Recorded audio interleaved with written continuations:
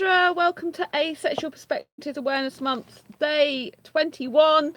And yeah, there's a lot going on tonight. My housemates are having this major house party. And so it's very noisy. I've closed my window, but unfortunately the noise is still there. They're playing music, chatting, laughing, joking, having a nice barbecue outdoor thing, but they live right next to me. So it's kind of hard. I am feeling sleepy today because I think I went to sleep about 3 a.m., fell asleep on my bed, and then got up about 7 o'clock, spent an hour in court doing work, and then when I mean work, social media work, and then went on a self date to the cinema and saw Sherlock Gnomes, which is the sequel to Romeo and Juliet at Kids Club, on a self date. Like I said, it was amazing. It was such good fun. It was really, really incredible. And I have been feeling really sleepy this afternoon, although I've been doing some computer work for a while. And I unfortunately still haven't got a cable for my iPad because the ones in the city were quite expensive. So I want to go online and do it. So it means I am still on my phone for a while. Sorry about that. And also, because I'm on my phone, I made the huge mistake of not switching channels over. So when I was in my city today, I recorded a video for my Quirky Books TV channel, which was of a guy playing the violin on a tightrope. And I forgot when I needed to do this video, this APAM Day 21 live video, that I was on my Quirky Books TV channel. So I've actually been and done a whole video about what are the positives about being asexual and talking like I was on this channel. So some of the people that follow me on that channel that are not asexual or don't know I talk about asexuality be like, what the heck is this all about? Now I was thinking about deleting it or getting rid of it, taking it down and then putting it on this channel. But what I think I'll do is I think I'll keep it on that channel because, hey, it helps to spread awareness of asexuality. They won't have the foggiest what I'm talking about though. And if I want to take it off there, I can, so I might, take it off if I want to. If I can download it and upload it to this channel, then I will. So you'll have the live, unlive version and you'll have this version. But in this version, I'm going to still be answering the question, from my Asexual Perspectives book about what the positives about being asexual, but I'm going to use different examples in this one so that if you do see the other video and I do able to get it on this channel, you won't see me replicate exactly the same content. So this is going to be so good. So you like get a double whammy, although one's live and one was recorded live but not seen live on this channel. I hope that makes sense to you. Anyway, I'm going to crack on. So what are the positives about being asexual? I spoke to Philippa Duke, was one of the interviewees, and I asked if you could, what are the positives about being asexual? Philippa answered, I would wish, oh sorry, I was going on to the wish thing, because it's about wishing, what about wish that could happen? I've already covered that. But anyway, shall we just diversify to that? Just be really naughty here and have a bonus question from Philippa. So before I answer her, what are the positives about being asexual question, I'm going to read out her, if you could have one wish about being asexual, what would it be and why? Because I think it's a very important wish. I would wish that this world wasn't so vapid, vain and obsessed with all things sexual and the existence of correctional rape or rape in general. I can literally feel my brain melting when I look at the things kids these days find gospel. Kim Kardashian. Honestly, this generation is doomed. I'll pass on my wishes to them. They need it. I know that's diversified in a completely different question, but as I was going to start to say that question by accident, I thought I'd read it out because, I had someone on my YouTube channel yesterday who joined my community and they were on about, that sex should just be for making babies if you want to, basically. They didn't use the words want to, I use the words want to, but they said it should just basically be used for having kids and that's it, and he gets sick of this over sexualized world. And because I try not to, I don't watch TV usually. I try to pick films and the movies where there's no nudity or sex. I don't always get it right, but a lot of the time I do. So I kind of I take myself out the highly sexualized equation, as it were, a lot of the time. And so I try not to feel it as much. And because I hold asexual meetups in my city as well, it does help seeing asexuals in person. But You know, this world is really, really highly sexualized, and like, it's a real shame. Such a shame that this world is so focused on sex, so focused on getting a relationship for sexual gratification. I just don't think it's good. You know, I would like to see the tables turn and go more the other way for a while to even things out. I think, you know, I would like to see more people trying to live a sex-free life. You know, even if they're not asexual, I just think it'd be great if more and more people weren't so obsessed with sex and they gave it up for a while and was able to actually feel the amazing life that they can have without sex, you know? And I just think, what would it be like if, you know, because like, people go on water fasts. Have you heard of a water fast? It's where they basically don't have any food and for X amount of days and they just drink water. Well, maybe people should go on sex fasts and actually, you know they can live and love without sex, even if they're not asexual. Maybe then we'd have more sexuals actually, you know, abstain from sex. Although abstinence isn't the same as a lack of sexual attraction, they're not the same thing. You know, if more sexuals were content in living their life, happy and everything, I think people look less and less to sex when they get older. Kirby. Really? Yeah. Um, I mean, in terms of a stereotype, I would kind of agree, Kirby, that they probably do look more less towards sex when they get older, but that's not necessarily true. I mean, there have been reports of like 80-year-old women, for example, you know, not having sex and then all of a sudden experiencing it and really wanting a lot of it. So I think it depends on the individual. But I do get what you mean. I think probably as you get older, it's if your bits don't work as well, if you know what I mean. And if you've got disabilities or health conditions and problems, I actually think that's probably more likely what's preventing the lack of sex. You know, like as you get older, you might get arthritis, rheumatism, you know, which makes sex more uncomfortable. You might start developing disabilities, you might start developing illnesses.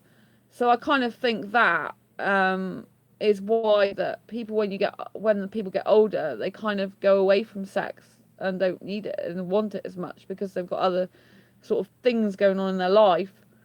But I think you raised an important point. I mean, I don't, you know, I have no problem with sexuals loving sex. If a person is sexual and wants sex 5 times in a row, great for them.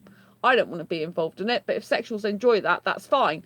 But I'm just saying it'd be nice, I think, and healthy for some sexuals to go without sex and realize they can still have loving, caring, happy relationships without it, so that then they have the choice, if you know what I mean, rather than being so obsessed with sex thinking they need it and they can't live without it and there isn't any other way. I just think it'd be more healthy for their mind and for their body to do that. But let me know what you think about that. Anyway, this video is all about what are the positives about being asexual, so I'm going to move on to that. So Philippa's answer to this was, life feels so much easier. I know what I want. I know what I am. And I luckily know I won't have to deal with some crazy love triangle in the future. I'm safe as houses from all that emotional mess and STIs. Now, as a romantic asexual, I don't feel that I avoid all romantic love triangles or emotional mess. As a hyper romantic, I still have problems with emotional attachment quite quickly to some people, and you can still have potential love triangles as a romantic asexual. You know, you could like more than one person, for example, at once, and if they both like you back, then you could be in a dilemma as to which one you go with. You know, just because we're asexual doesn't mean to say we don't get in these triangles. But I think Philippa comes more from probably an aromantic point of view, or from a point of view of not a hyper romantic like me. Do you know what I mean? And I totally get where she's coming from. I mean, you know, we're not going to end up in sexual love triangles. Do you know what I mean? Where you're having sex with a couple of different people and trying to keep them all happy and quiet if you're a monogamous relationship. You know, there's none of that deception, none of that affair thing going on if you're not having sex with other people from your point of view. You can't obviously say that for the other person. So I think that's a good thing. I think there are tons of good things about being asexual. I mean, I love the fact I haven't had sex since 2011. God, that is an amazing feeling, you know. No sex since 2011. It is fantastic. However, I do experience high levels of arousal, and I find that quite difficult. I really do. Being asexual and having high levels of arousal, it doesn't fit in to a lot of the asexual stereotype, and it's kind of hard because sometimes I'd rather not have that. It just bothers me, you know. I can get it through just thinking about what aroused or kissing, but also if I'm interested romantically in a guy, then I can feel aroused thinking about kissing him. So that's kind of really difficult to deal with. Sometimes my own arousal, it can be quite nice in certain circumstances, and other times it can just feel too sexual. It's like kind of like, oh, it's like I can't be doing with this now, you know. I just want to be forgetting about arousal. It's too much for me. So this is Robin's story. What are the positives about being asexual? I think asexuality is just a part of me, and it's not something to be considered good or bad. Which is fair enough comment, isn't it? Now, I hope I've pronounced this person's name correctly. This is Silji Vindklokker's story. I really hope I've got that right. So what are the positives about being asexual? There are so many positive things about being asexual. The puns, inside jokes, and the community. Finding out everything is not normal. That's really important. Find out everything is normal, because you find out when you discover asexuality in terms of the wide variety of asexuals around the globe, and you discover that asexuality is a real thing, and it is a thing in general that you never knew existed, you know. It's just great finding out that you're perfectly normal. There's nothing wrong with you because you're normal for an asexual. You behave like one, you are one. Do you see what I mean? So the fact I don't get the need, I think people look less and less to be sex as they get older. Is arousal sort of like a reflex, Kirby? It's really arousal. It's really hard for me because I thought I was heterosexual for years because I experienced arousal, but I never needed the sex. Do you see what I mean? So is it a reflex? That's really difficult. It's with mine, it's a reaction to emotional, mental stimuli before anything else. You know, I feel aroused without touching myself or being touched. But then it makes me feel like I want to touch myself sometimes, or if I had a boyfriend, would like him to do it. So mine's kind of a lot of people's, a lot of people in this book, for example, well, at least some people in this book believe that arousal is a physical thing, right? But for me, it's mental and emotional, and I don't think that fits in with the norms of asexuality. I think some people are like me. They can also get aroused from just thinking or feeling about being aroused without no one being involved. Like, I don't watch porn. I don't like porn. I personally find it disgusting, the whole concept of it. I don't like it, don't want it, never, nothing to do with it. But I do have, you know, I don't need it blatantly even, you know, because I get aroused really easily through thinking about kissing or being aroused. So I don't need that anyway. I don't need that thing. But so yeah, when you say reflex, I'd say probably, I don't know if reflex is the right word to use, but it's certainly a reaction and an outcome to thinking, in my case, usually about kissing. It brings out quite sexual feelings in terms of arousal, which otherwise I wouldn't usually be experiencing outside of arousal. I don't get that, you see. So that's kind of difficult for me because it kind of feels like as I'm asexual, I shouldn't be experiencing that, but I know I do. And it really helps me to understand, though, why for years I thought I was heterosexual, because if I kiss, I like to kiss passionately. I really do. I like penetrative kissing with the tongue in the mouth, you know. So whereas some people like penetrative intercourse sex, which is what people who are asexual get the need, urge, and want for penetrative sex, I don't have that. but I do have, I do love kissing. It doesn't have to be penetrative kissing. It just be on the lips without the tongue. It doesn't have to be with the tongue, but it's much better experience and nicer for me. But I say it's nicer and better experience, but then it makes me highly aroused. It's just, I mean, it makes me more aroused than sex probably ever would or could, because I'm not really into sex. I don't like it, but I love kissing. Kissing for me is like a really big hobby, and it kind of worries me that I'm going to get an incompatible asexual if I do find someone that I think is compatible. They might be incompatible, as in they might be too sexual for me, as they might be more on the more asexual sexual end of the asexual spectrum, so like a grey A or even a demisexual. I don't think I could be with a demisexual though, that but they could be too sexual for me. But then it worries me that I might get with someone who's not into kissing like I am and can't fulfill my kissing needs, if that makes sense, because I have physical kissing needs. I'm nudity repulsed, so when I kiss, I don't, I'm naked. I'm with my clothes on. I find that a much more sensual and much more arousing, if you like, in a nice way, with my clothes on. If clothes start to come off, I get bored and I don't like it. It's like I'm too exposed, and this is like in my territory. This is my body. This is too far in. Just back off, type thing. Usually. But because I haven't been intimate for so long with someone, it's really hard to tell as an asexual if you haven't been intimate with someone and you don't want sex ever, but you might like some touching maybe, or but you're not in a partnership and you haven't been for years. It's kind of hard to know what your boundaries are in that way for 100%, because you won't know necessarily until you're in a relationship again, if that makes sense. And if you're in a asexual relationship, they'll have their boundaries and you'll have yours.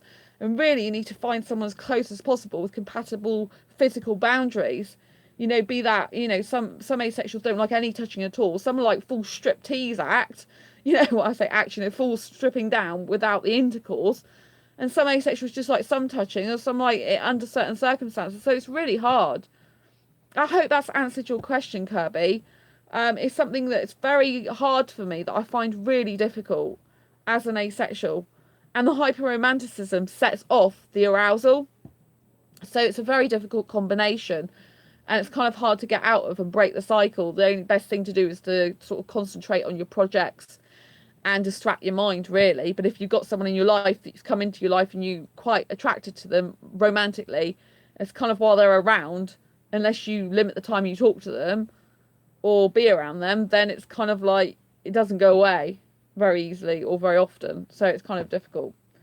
So yeah, they said find out. So Silji Vindklocker, sorry, I'm still speaking about Silji Vindklocker's story.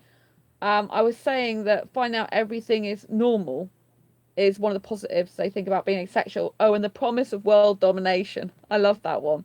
They're sort of hissing in the community that we're going to dominate the world as asexuals. I like that concept, obviously. I really think, even if we don't dominate the world, I think we need to dominate the media a lot more. I really know that the only way we are going to get our word out of this sexual orientation and the lack of sexual attraction is to go and have mass media coverage, for a year or 2 years, non-stop advertising about asexuality, that it exists. I really believe that is the way that we need to be going. I think the more that we get out events like the UK Asexuality conference, I mean, that was privately paid for, the one that I attended and spoke at. People can't afford to pay for these things privately all the time. These asexuality conferences cost a lot of money. So I think people need to be paying for conferences in the future to do with asexuality, which will raise the amount of people we can have at them, which means we can get the word out more because there's more visibility.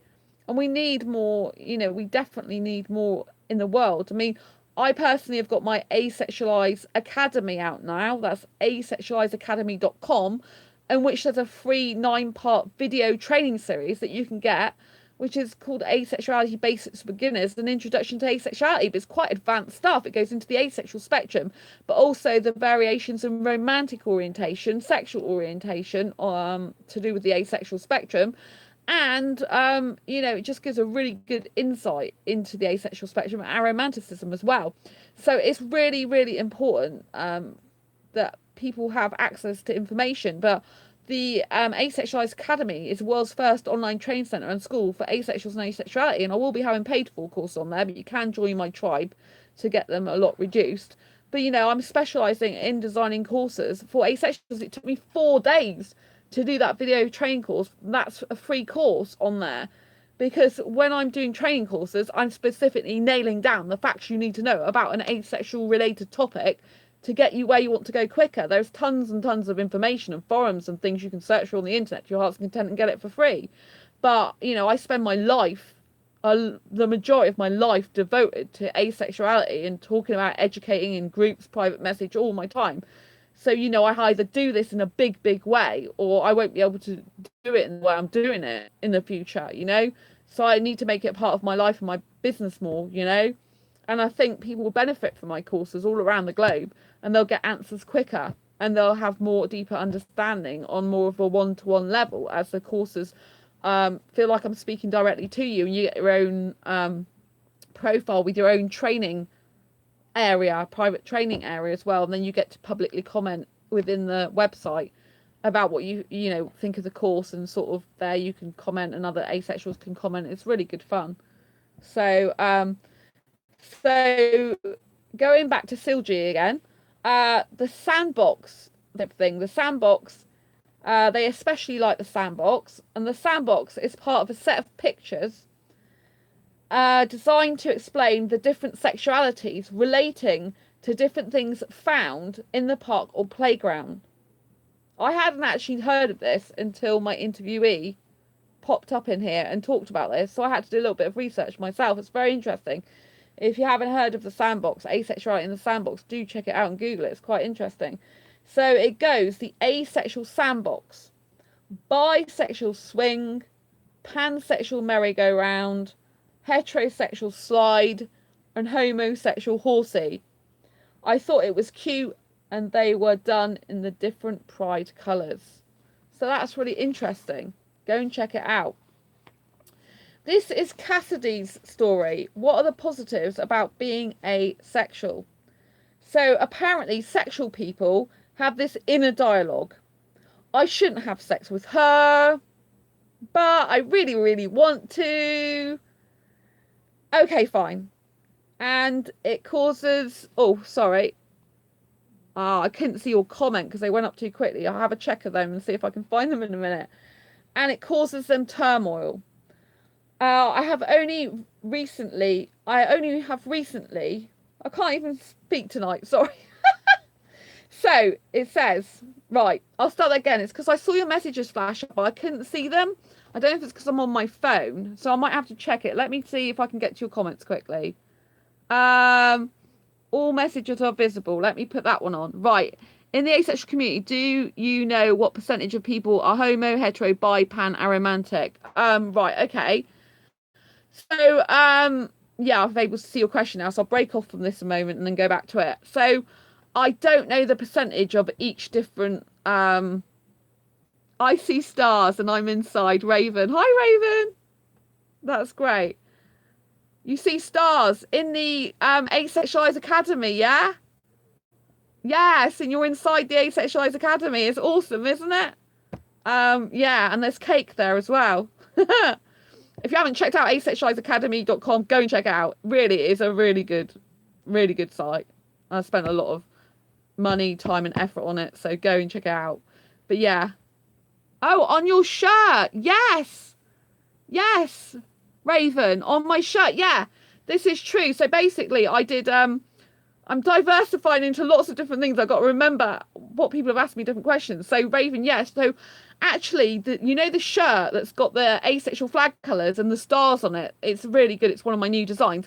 That actually is for my, I used that image as well for my free Asexuality Basics for Beginners course. So I had to design a thumbnail and a header image to go with the course.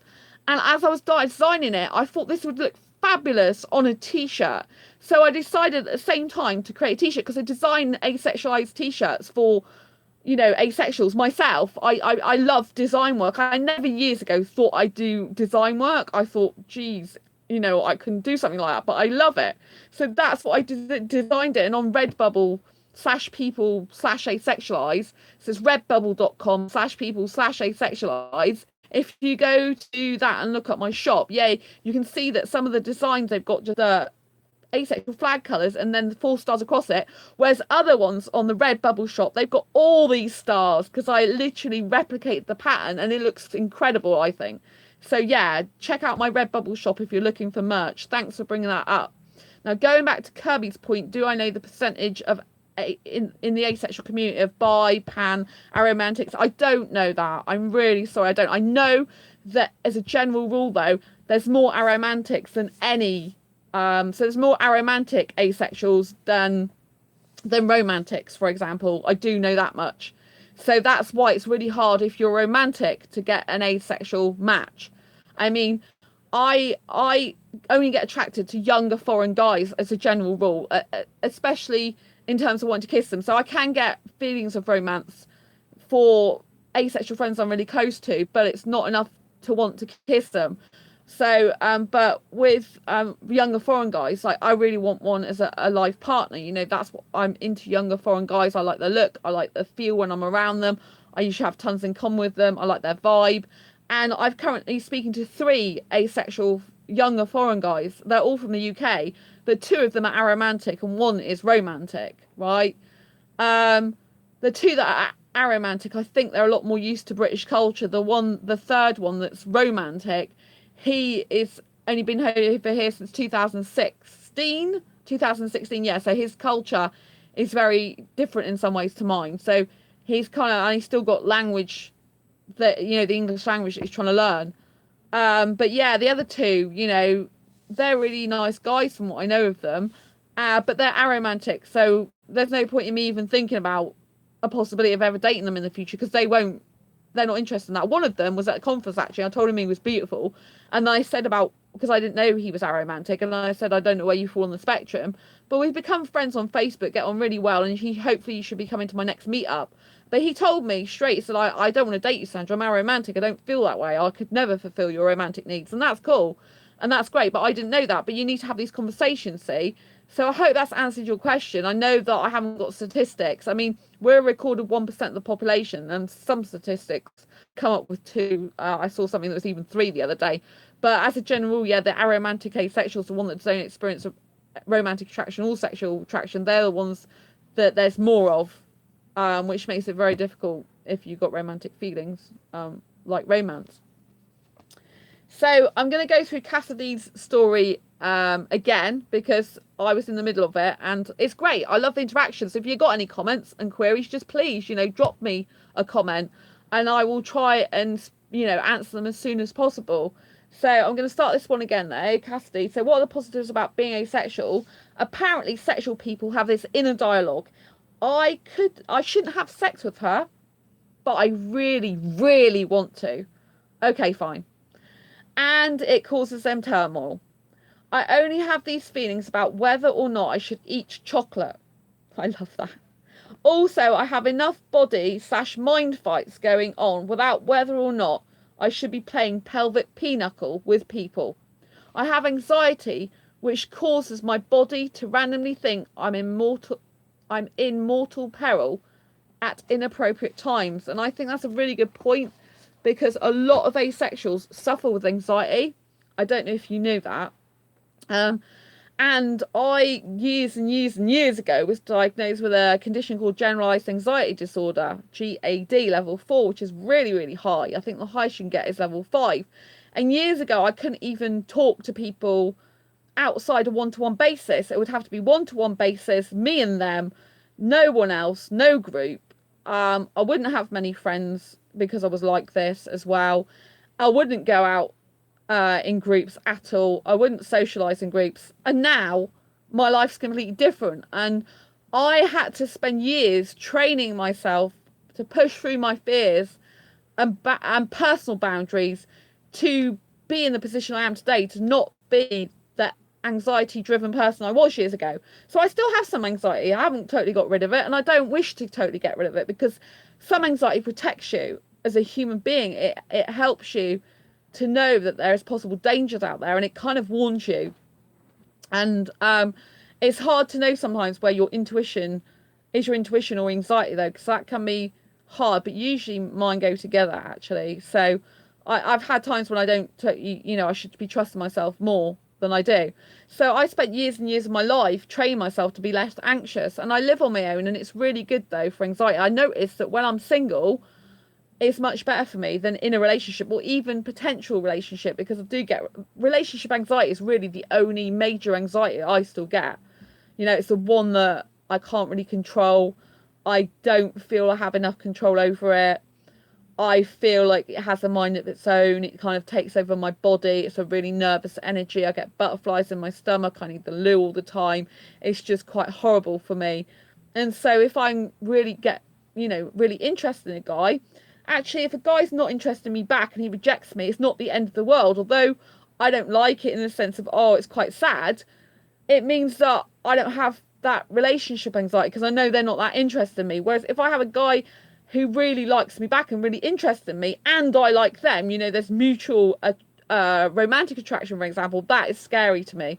It scares the living daylights out of me because I've been attracted to the wrong people in the past on a consistent basis, which is why I love being single now. And I don't want to get in that position again. So I was in very abusive relationships, and that's quite frightening and scary. You get scared and frightened that you're going to end up being with the wrong person again. You could get hurt. I mean, it's the same for people in terms of getting hurt emotionally, but I think when you've had abuse, like emotional, physical, mental, sexual abuse in your past relationships, it's kind of really difficult. I mean, I'm not really worried about the sexual abuse as much because that was years ago, predominantly when I was 15, but I did have another incident happen to me which I haven't really spoke about at all, which was much later that in my life, but it didn't put me off having sex. So I've got no fear of in the past of having sex because I was sexually abused. That was never there. So for me, I know that's not, some people are, oh, you're asexual because you've been sexually abused, and like, no, because I've had all my sexual relationships since that time, since both of those times I was in sexual relationships. And my ex of 8.5 years, he was abusive in every other way, but sexually. So sexually, he was really nice to me, which I think is why I had sex with him, because he's good at it and quite kind and caring and loving in that way, but not the rest of the time, which was very odd. But I was blessed in that way because, I think if you are sexually abused, it depends on the circumstances when it happens and also how you feel about it and react to it as to how you move your life forward if you do want sexual relationships. But because he was kind and caring in that way and I wasn't afraid of him in those times, then it was like kind of like it gave me hope that he would go back to being a nice person I thought he was in the first place. It never really was because it was a cover-up. But there you go. So yeah, we've discussed a lot of topics here tonight, haven't we? A lot of topics. I hope that's kind of cleared things up a bit. But yeah, I just wanted to talk about anxiety and shout out about anxiety because if you're an asexual that has anxiety, don't worry, I really understand you. And a lot of people that come to my asexual meetups, they do have mental health problems, and a lot of us have anxiety.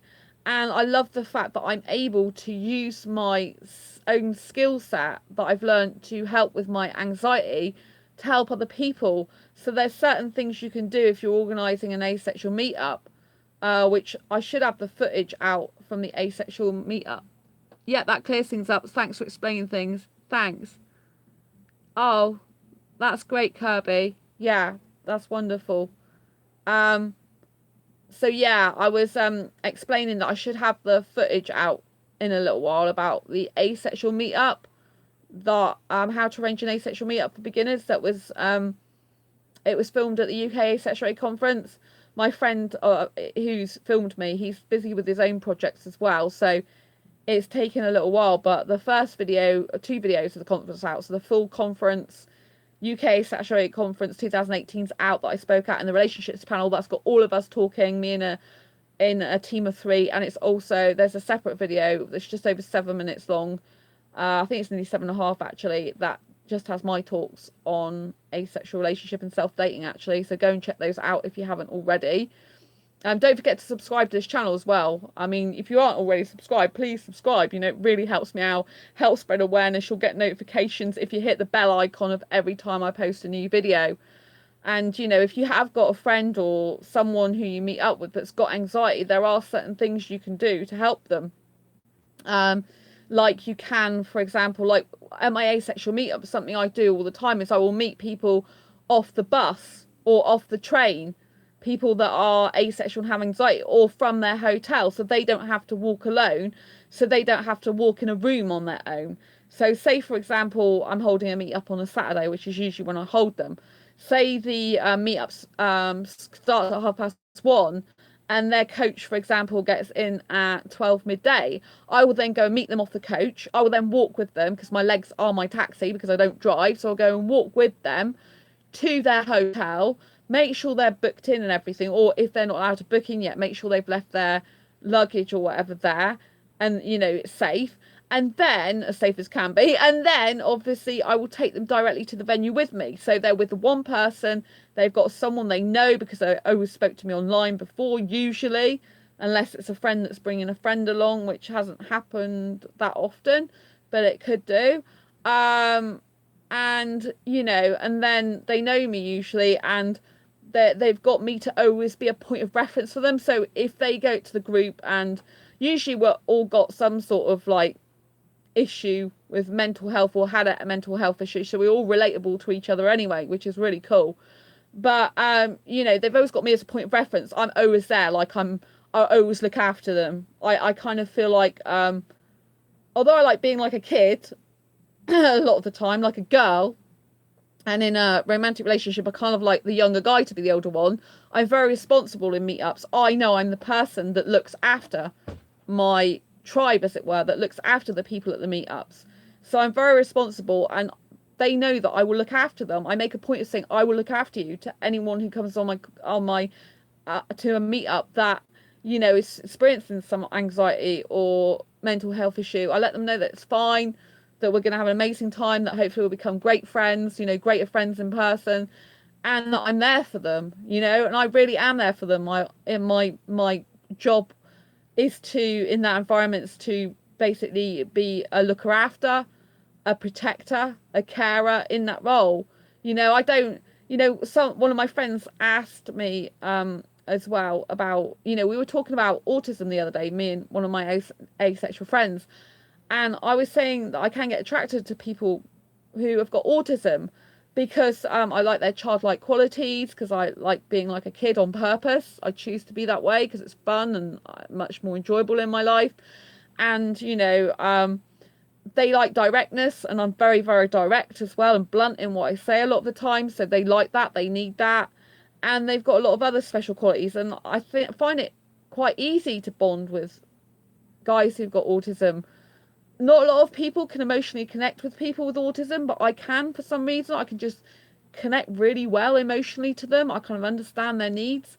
And this friend said to me though, but because you like being a kid like yourself on purpose, obviously, you know, how does that work out? Or how would that work out in terms of a relationship if you were to be with someone who had autism? I said, I don't know, to be honest. If it was a relationship, it might be more difficult. But in terms of being around someone with autism, when they come to my meet up, I take on the head of I'm a responsible person. I don't have to put it in like sort of I've got to be this. I have to, you know, I have to be older as such. I think I have to be more responsible. So I changed my mindset to taking charge, as it were, as a responsible person. Like, you could say it's more adult of me, but I kind of think of the adult me as more of a manly adult, and the child as more of a girl. It's really weird. I don't bring out the mother. So in psychology, like I used to have counselling years ago. This is going really deep stuff because I do a lot of personal and professional development. So in counselling, you know, in psychology and stuff, every person within them has got a mother, a child, and like a father within their makeup, and they can decide which one of those they bring out in any given moment to protect them, to get on in their life, to grow themselves.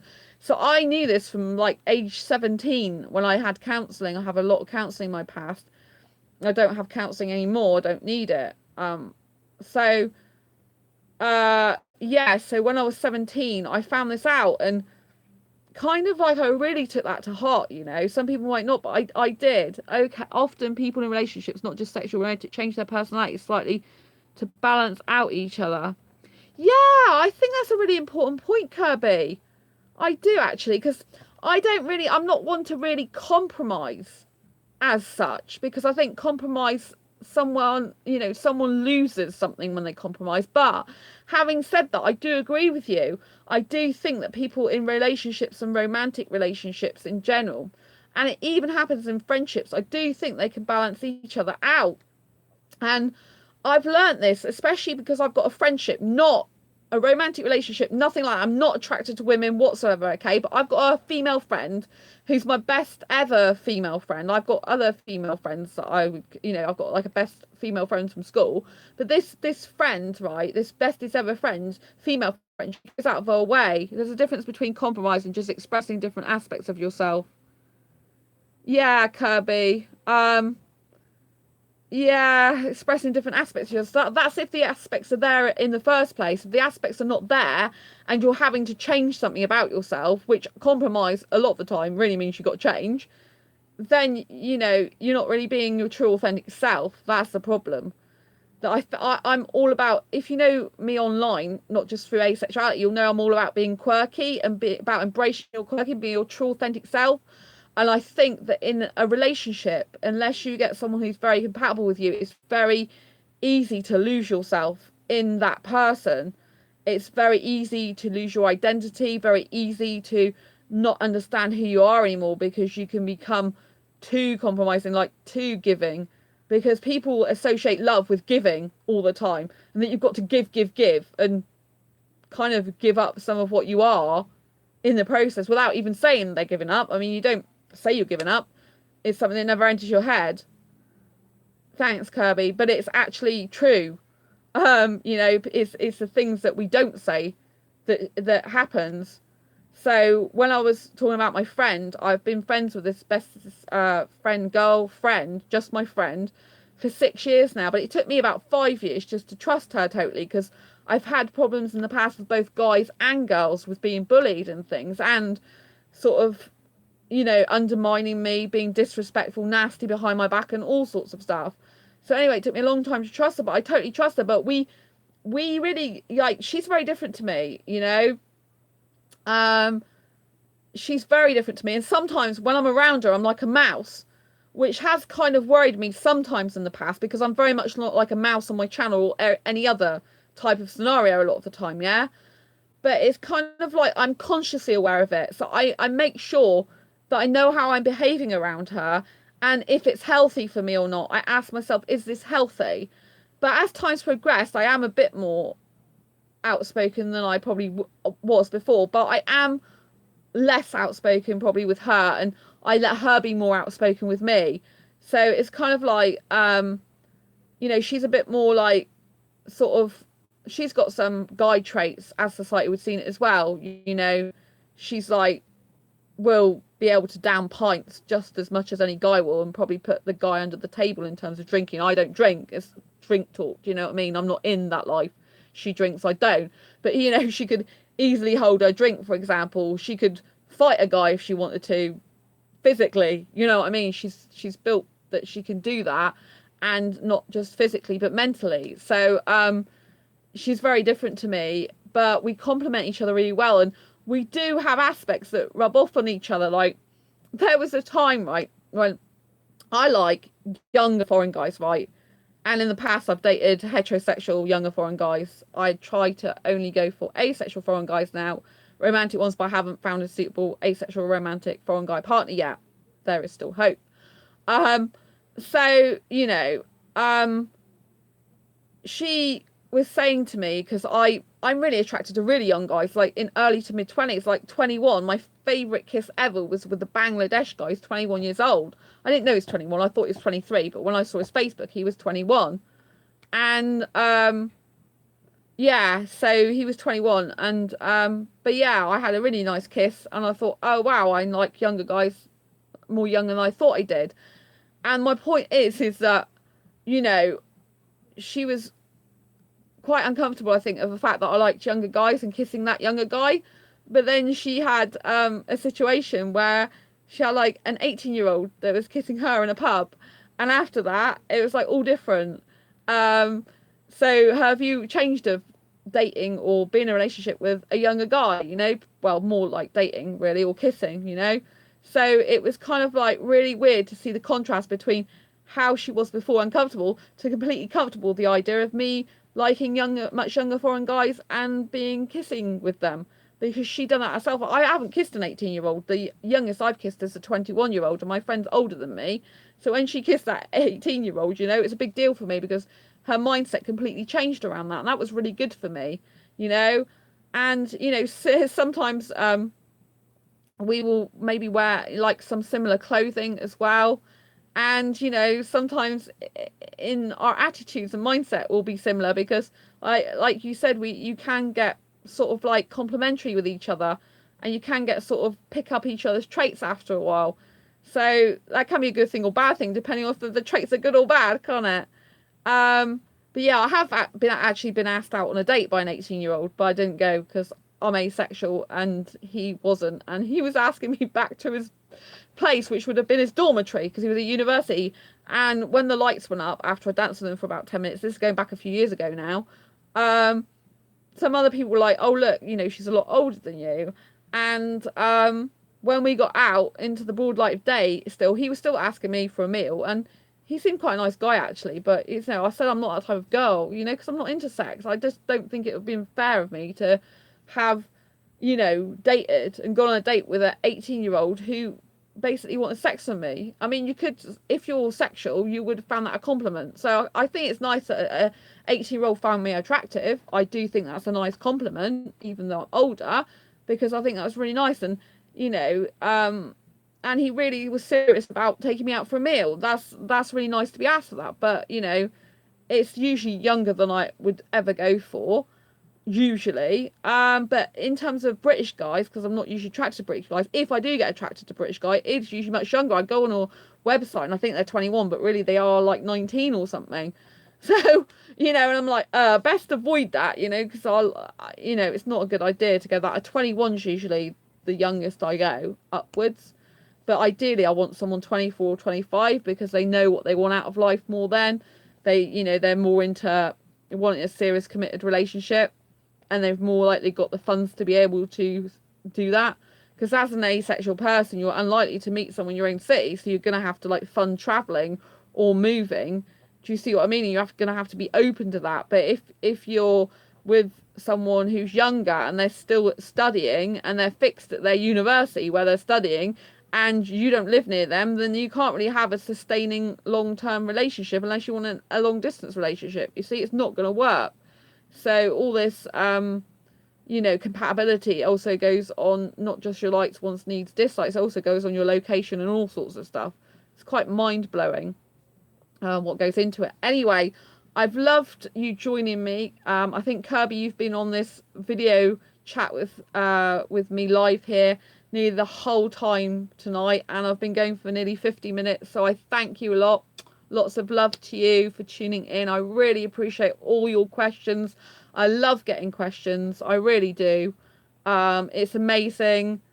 And thanks to the person who is checking out my t-shirt on redbubble.com. There is a link in the description if you want to check out my Redbubble shop. I do design my own merchandise for asexuals, and there's tons of stuff on there. I mean, there's hoodies, t-shirts, skirts, dresses, laptop cases, phone cases, canvases, stickers, mugs, travel mugs, clocks, bags, purses.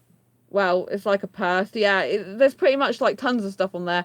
Go check out my Redbubble shop. It's down below. They ship all over the globe. I've also got asexual merchandise on Amazon as well, but they only just ship in the USA. And if you haven't checked out my asexual perspectives book yet, you know, do get it and do check it out. You know, even if you just check it out and not sure about getting it yet, check it out. It is a really thick book. So if you're wondering why it's a little bit pricey, you can see that it's a huge book. It's nearly 560 pages in the printed copy. Incidentally, the printed copy is a lot easier to read, I think, than the Kindle book, because it's really well laid out. Do you see what I mean? See, and it's done specifically in interview questions, but they're called stories because each person gives their perspective, like they're kind of telling their own life story. And I explain all this at the beginning. It's Quirky Book, so this is my own publishing company, Quirky Books. So you can get it on Amazon, or you can order it from good bookstores as well, around the globe, which is really nice because it's getting the word of asexuality out there. It's available free to read in 6 libraries as well across the UK, not abroad at the moment. So yeah, I like the bigger book personally, but I've got Kindle book as well. You know, so if you're on a budget and want to keep the cost down, Kindle book's ideal, and plus it's very mobile. You know, you can take it around, you can put it on your mobile device, your smart, your smartphone if you want. And yeah, so basically in here it covers what asexuals think of love, life, and sex.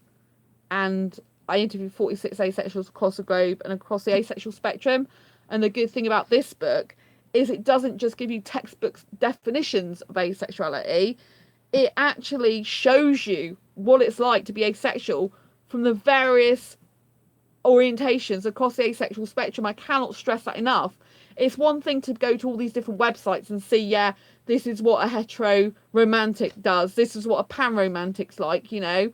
You really have to see it from the horse's mouth as well. Read it from the horse's mouth. You know, what is it like to be demisexual? What is it like to be pansexual?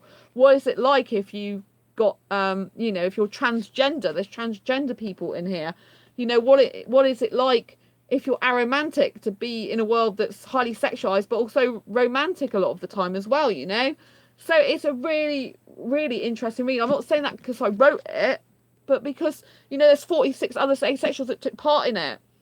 I mean, of course I'm saying it because I'm proud of what I've done here, but I'm not just saying it because I wrote it. I'm saying it because I learned a lot from it. You know, I learned from these people in my book.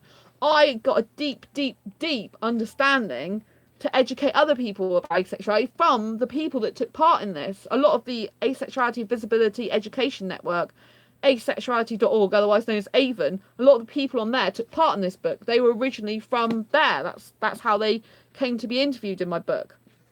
And, you know, they gave up their time to be interviewed. And some people are like, oh, it's all the same questions. I specifically did it strategically, all the same questions to the same people, to all my interviewees, exactly the same questions, so you can see, you know, there's no ambiguity, or there's no there's no like prejudice towards a certain, you know, part of the asexual spectrum that I asked them these questions, but I didn't ask that person those questions. I've asked exactly the same questions, so it's fair to everyone all across the asexual spectrum to show how they are asexual and how you know, living in this highly sexualized world is, and what they really think of love, life, and sex. I did that specifically and on purpose, you know, and the same questions are repeated throughout, but they're done in such a formatted way that the questions you should be able to start thinking about in your head and know them off by heart, some of them, before they even answer them. And I've done it so that the questions are formatted in such a way that it's not actually, you know, intruding into your mindset, as it were. They're laid out in a way that you don't pay so much attention to the questions only just to ask them, and then you pay attention to all the answers in the book, which is the most important thing. And I got, you know, repeatedly in Facebook PM, I've just got asked the same questions over and over and over again, and it's all very well answering them to individuals, but how do I answer them to the thousands of asexuals around the globe? How do I get this message out there? So that's why I wrote it, to get the message out there and answer all these important questions. Like, some people think I can't be asexual if I watch porn, for example, but everything else makes sense that they're asexual, and they get really upset and worried about that, and they come to me in private message saying, Sandra, I'm really worried because I don't get the need urge I want for sex, but I do watch some porn, and can I really be asexual if I watch porn? And they panic about it and they get really upset about it. And that's why in this book I'm showing that some people do watch porn despite being asexual, you know. I personally don't like porn, but that doesn't mean to say that other people don't, you know. Just because I'm asexual doesn't mean to say I'm the same as every other asexual and they're the same as me. So that's why I bought this book out, so we can break the stereotypes, bust through them, and people can feel happy just to be themselves, because usually there's a story in here, there's a perspective in here that's suitable for almost anyone. across the asexual spectrum, so they know that they're not alone and there's someone that they can relate to and understand, and they can discover more about their own asexuality through the stories and the people in this book.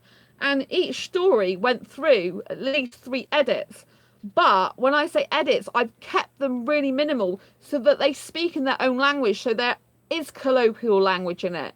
They've told their whole story. I haven't cut bits out, so oh, this is too long, you're allowed 2 pages each. I haven't done that. So some people's stories, they may go on for 5 pages. That sounds like a good way to format a book. Thank you, Kirby. I really appreciate that. That's what I thought, you know. It's a quirky book. I go under my own print of quirky books, you know. It's my own ISBN so that people can scan it through bookshops. And the reason I got my own publishing company, which cost me money to do it, by the way, I'm registered with the Nielsen book agency in the UK because I live in the UK. You know, it cost me money to do it. I've done that so I can get this book out on a global scale, because this book isn't just about me. When I die, right, being blunt, and when I'm no longer here in the world, this book will live on. You know, it's in 6 libraries at the moment across the UK, and one of them's a British library, and it'll go down in history as being a part of English heritage. It says this when I register my book and it goes to the British Library, you know, so people will be able to use it for generations and generations to come. And that means it could cut down some people committing suicide, you know. I know some people want to kill themselves because no one understands them, because they don't know asexuality exists. And I know some others may not want to, you know, may not go through with killing themselves, but they're very depressed and they hate themselves and they hate their life and no one understands them and they feel horrid. And that's why I brought the book out. It's not just about me, this book. It's about leaving a legacy so that when I'm not here anymore and not doing all the work I can possibly do, it's about having things that are left behind that people can actually see for themselves that, yeah, asexuality exists, it's real, and you're okay and you're totally valid. And that's why I did it, you know?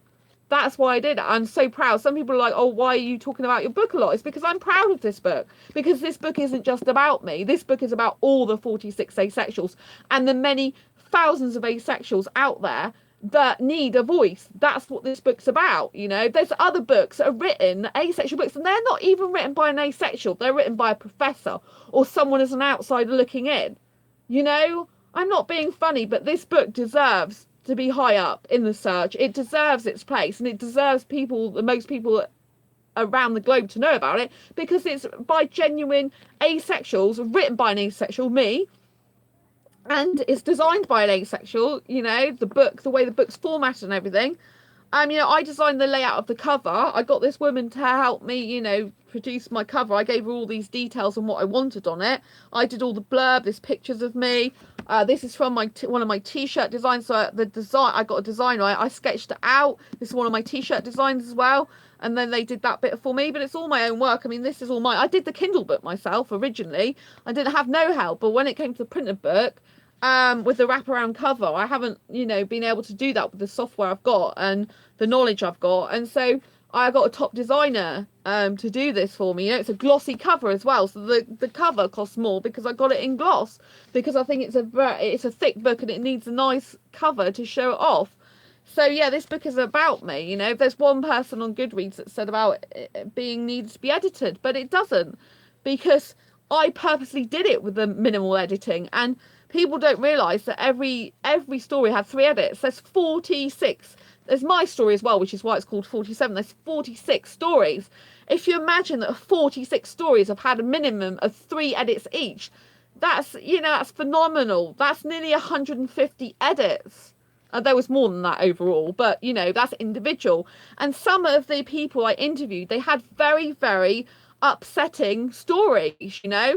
And say they'd made some grammar errors and I wasn't sure about their story. I didn't quite get the flow of it. I didn't quite understand all the details of it. I then had to go back to that person and say, can you explain this in more detail?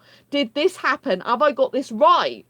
And you can imagine how difficult that is, you know. Even now, I kind of feel a little bit upset about that, because it was hard for me to do that. It was really difficult for me to go and say, you know, you've experienced this trauma, and I just want to make sure that I've got it right so that the reader understands it, you know. I didn't put it in them words. I just said, you know, with regards to this bit, is this what actually happened? Have I got this right? Did I perceive this right? Have I read it correctly? And, you know, there's one person in the book that I had to amend their grammar quite a bit so that it would read correctly. And that was really difficult for me because their story is very traumatic. It's, you know, it's readable. I mean, I think it's readable because you know, we can relate to it. And when I say it's really traumatic, it's kind of really traumatic for the person, but I think it's something that's readable without, you know, causing really, you know, mass problems, as it were, for the person reading it.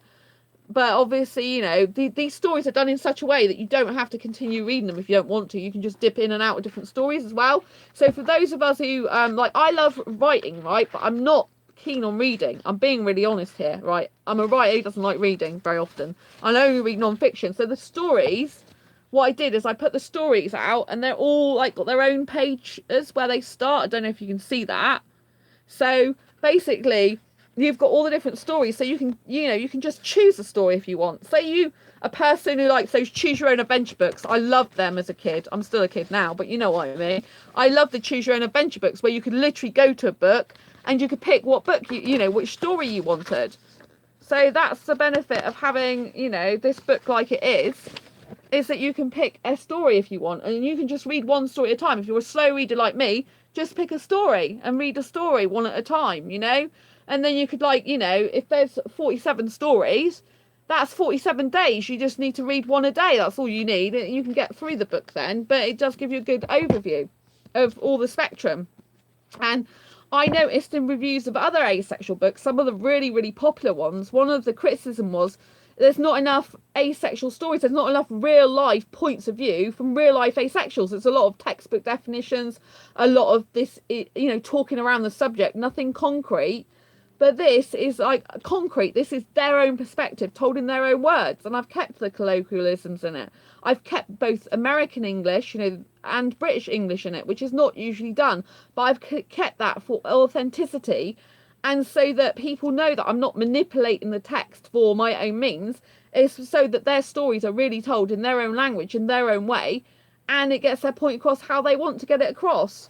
So yeah, that's why I did it in the format I did, and I'm proud that I've done it in a quirky books format. My books are always known for being quirky and different, and that's what I did. You know, there's thousands of other books that aren't like mine, but I'm glad this one's unique in that way, and I'm glad I've done it in the way that I've done it, to be fair to everyone and to actually show that everyone's equal. You know, there's some people who don't want to answer a few of the questions, so their questions are omitted. If they had no answer whatsoever, you won't find them in here. If you're wondering why there's a few questions missing off certain certain people's answers, you know, that's because they didn't want to answer them. And rather than put this person didn't want to answer and leave blank, I thought it looked better for the aesthetic appearance of the book and the readability to just leave their story, that part of their story out, you know, that answer to the question out, which I've also written in the introduction. So it's really plain and simple. So yeah, do check it out on Amazon. It's available in Kindle book or it's available in print. And that concludes my discussion for tonight. I've been going for an hour now, and Kirby, I want to thank you from the bottom of my heart for being here with me all this time. I really appreciate it. I know that you've pretty much been on here consistently. I think there was one little time that you might have sort of like thought I was finishing and didn't, and sort of thought, oh, maybe I'd go off now, but you didn't. You came back, you stuck with me to the end. I'm really glad I answered all your questions. I love getting questions. If you've got any more questions, post them in the comments below. Even after this video is finished, so I will answer any questions people throw at me. You know, of course, if there's you know, the occasional spammer on here who's just being horrible, then I will just, you know, get rid of them. But otherwise, I answer every person's question, you know, as best I can with my own knowledge and experience of both myself and other asexuals. I can't promise to answer everything or give you all the answers you want, because I don't know everything. Asexuality is a huge, diverse topic, and I'm still learning about it every day on an ongoing basis. But I'm very much learning consistently all the time, so I'm really well placed to help people. So yeah, if you like this video, please give it a thumbs up. If you haven't subscribed already, please make sure you do, and hit the bell icon, because that will notify you of every time I post a new live video. Like I said, I did record another video earlier for today, which was on the same sort of benefits of being asexual topic, you know, advantages of being asexual, but I recorded it by accident on my other channel. earlier because I'm on my phone at the moment, so my iPad. So it's likely that I will download that if it will let me. Some videos it won't let me that I've done live on my other channel, but if it let me download it, and I'll probably upload it to this one as well. So you have this on here and the other one that you should have seen earlier. But they both go different ways, so it's really good because you'll get the best of both worlds. So anyway, until next time, embrace your quirky and each other's. Please share this video. Like I said, subscribe, give it a thumbs up, and hit the bell icon so you get notifications of every time I post a new video. Oh, thanks, Kirby. Really.